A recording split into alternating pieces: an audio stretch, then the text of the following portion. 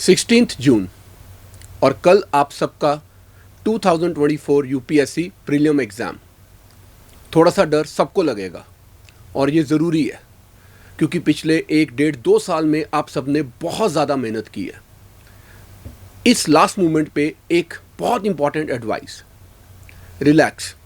अगर इतनी मेहनत करने के बाद कल एग्ज़ाम में आपको कोई पर्टिकुलर क्वेश्चन नहीं आता हुआ तो इसका मतलब होगा वो किसी को भी नहीं आता, क्योंकि उन्होंने भी वही सोर्सेज वही न्यूज़पेपर पढ़े होंगे। कट ऑफ क्या होगा ये आप सोच के पेपर देने नहीं जा सकते।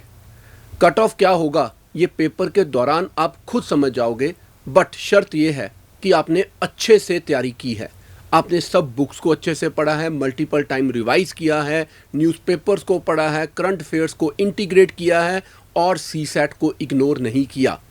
अब याद क्या रखना है, अगर आपको 100 क्वेश्चंस में से पहले इंस्टेंस में 30 क्वेश्चंस श्योर शॉट आते हैं तो पेपर रीजनेबली टफ है।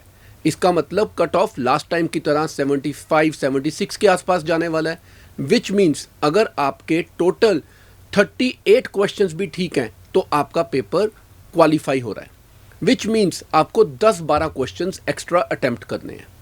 अगर आपको पहली बार में 40 क्वेश्चंस आते हैं तो पेपर इतना भी टफ नहीं आया, तो कट ऑफ जो है वो 90 और 100 के बीच में आज जा सकता है। आपके 40 क्वेश्चंस ठीक हो रहे थे, आपको 10-12 और अटेम्प्ट करने हैं। अगर आपके पहली बार में ही 50 क्वेश्चंस ठीक हो रहे हैं, व्हाट इट मीन्स पेपर इस बार बहुत ही ईजी आ गया, कट ऑफ 120 तक जा सकता है। इन केस आपके 50 ठीक हो गए थे, अभी भी आपको 10 से 12 ही ठीक करने हैं और अटेम्प्ट करने हैं। तो ये सोच के अटेम्प्ट मत करना कि मुझे मिनिमम या मैक्सिमम कितने करने हैं। ये डिपेंड करेगा आपके खुद के इवैल्यूएशन पे कि कितने क्वेश्चन आपको बहुत ज़्यादा श्योरिटी के साथ, गारंटी के साथ आते थे। अब आती है बात सीसैट की। देखो, आपको अपनी स्ट्रेंथ और वीकनेस अब सबसे ज़्यादा पता है। अगर आप इंग्लिश में स्ट्रांग हो तो पहले कॉम्प्रीहेंशन सॉल्व कर लो और देखो कितने मार्क्स बन रहे हैं। अब जितने कम रह गए बस उतने ही आपको रीजनिंग, मेंटल एबिलिटी के क्वेश्चंस को ट्राई करना है, 2-4 एक्स्ट्रा।